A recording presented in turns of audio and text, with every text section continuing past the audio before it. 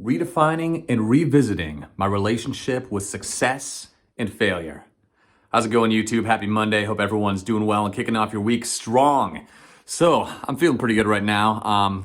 I finally finished catching up on all my voiceover work that had been kind of stacking up since I was sick 2 weeks ago. So, just had lunch, just finally caught up on all my voiceover work. I actually have no voiceover projects that I can be working on right now, which is a rare occurrence, but a very fun place to be at. So, anyway, getting into the video, one of the things that I've been thinking about more recently has been about, as I continue on this journey of voiceover and entrepreneurship and working for myself, thinking about my relationship and my ideas about success and failure in relation to business and other aspects as well.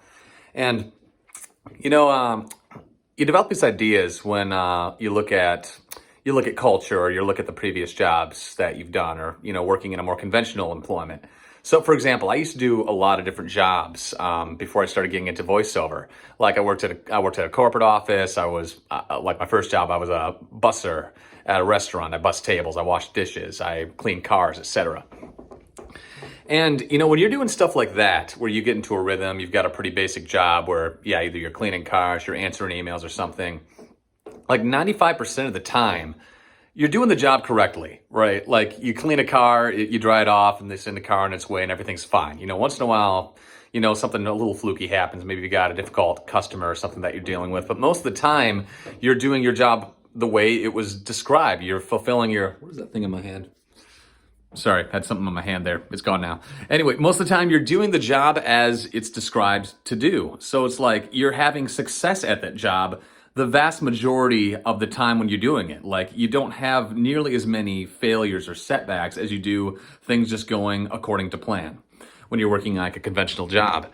And also, another thing I was thinking about is if you look at success and winning in the context of like professional sports, like athletes and teams and stuff, like anybody who's a professional athlete, who's considered like, the real best at their game, the best at what they do, or professional sport teams as well. They're going out playing their games, playing their matches, and they're winning way more of their matches than they're losing. I mean, you look at like, I don't follow sports a whole lot, but like, you look at a team like the Kansas City Chiefs, like they made it to the Super Bowl last year, won way more of their games than they lost.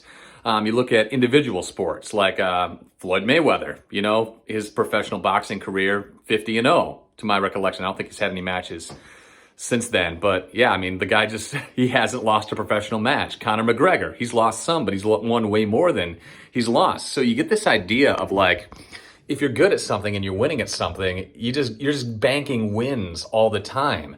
And, I ran cross country in high school, and the fastest kid on the team was consistently one of the fastest kids on the team. And if he wasn't winning the races, he was at least placing first on our team most of the time. So it's like the guy who's winning is winning all the time. And you think, okay, that's kind of what winning is. But then you get into voiceover and entrepreneurship and a lot of the self-employed kind of work in general, and it's a very different kind of game.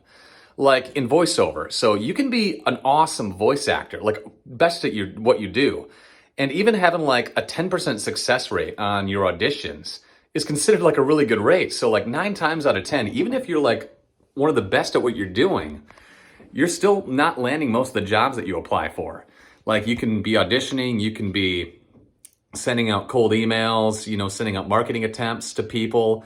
And, most of the time, chances are you might not even get a response, or you're not going to end up landing a job with somebody.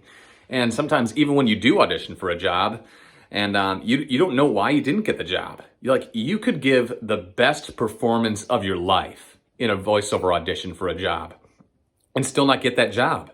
And you might not even know why. Like it might be, maybe you're just not the right fit for the job. Maybe you weren't bringing quite the right vision that the director had in their mind. Like you just can't figure out what they were looking for, and like you just don't know.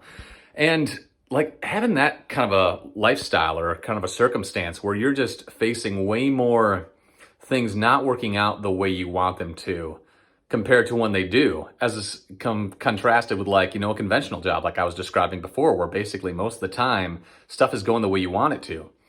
So when you're in an environment like that, and that's especially not what you're used to, or doesn't really jive with your understanding of success and winning, that can really do a number on people. And I've seen it do a number on people, like fellow voice actor friends. Like they can get really down if they're not, landing a lot of the work or, landing a lot of the auditions that they put out. And thinking about that, it's really gotten me thinking about how I need, for this particular game, this voiceover, this entrepreneurship game, you got to have a different relationship with success and failure than you were originally kind of taught. So I'm thinking about that a lot recently, and two main thoughts come up. First one, pretty short. The second one I want to dive into a little bit more. So first one is that you can have a win that more than makes up for like 100 losses, right? So like they say, like I said before, like a professional voice actor might only land, 1 out of 10 jobs, but you can still make a really solid living landing a small minority of the jobs that you're actually applying for. Like suppose if I were to audition for like 100 roles and I get none of them and I spend all this time auditioning, my hopes get dashed, but maybe I lose 99 jobs, I get the one. But then the one job is like, I'm the main character for like a Pixar movie or something, or I'm, like a Marvel superhero, or I'm the protagonist in a video game or something. That way more than makes up for all of the other losses that I had. And that's kind of wild to think about. It's like, same thing in other businesses. You've got people who try to start businesses where, they have a bunch of different ideas and they fail. But then you get the one that takes off and goes public and, rakes in millions of dollars a year. Like you only need to win that one time to make up for all the losses.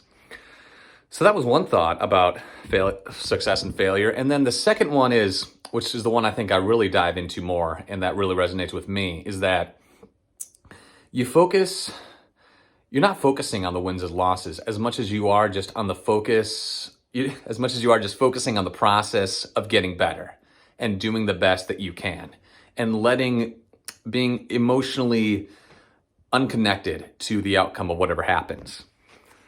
So like when you're doing voiceover, like I try to really focus. I don't try to get so worked up if I'm not like landing a certain job that I want to get, or, my success rate is here or there, or whatever. Because so much of that you can't really control. I mean, like I said, if you submit a job to a client, you don't always know why you don't get the job, and a certain amount of it's out of their control, and it might not even be for a good reason. Who knows? So the only thing you can focus on is your attitude and your process. So every day you go in and you just try and give the best performance and do the best job that you can with what you have and let the results be what they are. Maybe you get the job, maybe you don't, but at the end, you still brought everything that you could to the table. So that's, it's one of those things where there's only so much stuff in life that you can control. So you focus on the things that you can control. Another example, so I play a bit of poker, actually. I started learning how to play poker a bit better during the pandemic. And it's a game of skill. There's a lot to know about poker as far as reading people and understanding the mathematics of that. But, you don't get to choose what card you get dealt. You don't know what the flop's going to be. There's a certain amount of randomness and uncontrollability that you just have to be able to roll with the punches about. And you just got to be okay with that. And so it's similar, in voiceover, there's a lot of things that you can't really control. So it almost gets to the point where, because it's so out of your control and because you don't need to win everything that you're trying to do, you just learn not to be so emotionally attached to the outcomes all the time. And I'm a lot happier that way too. Like if you derive your happiness from winning, from having things turn out the way that you want them to, you're going to be kind of a fickle person sometimes. Maybe if you're like the best at what you do and you're living a pretty easy life and you're not challenging yourself a lot, like that might work out. But if you're actually like trying to grow and challenge yourself, you're going to have a lot of times where things just don't work out the way that you want them to. And you got to learn to live with that. And the way I've found to live with that is just focusing on the process and just falling in love with the process of the growth and the challenge. And you see setbacks and failures, and that's just like an indicator of something else that you need to work on to continue on that path of growth. It's kind of like if I were to draw another analogy, like you're going out to the shooting range or something, and even the best shooters, they're not going to hit the bullseye every time. It's going to be like a little bit to the right, to the left, whatever. And that gives them an indication of stuff they need to work on. Maybe for like shooting, maybe their grip isn't right, or they're pulling the trigger in a certain way. And like it might be a slight thing, but it happens often enough that that's where their attention should be focusing on.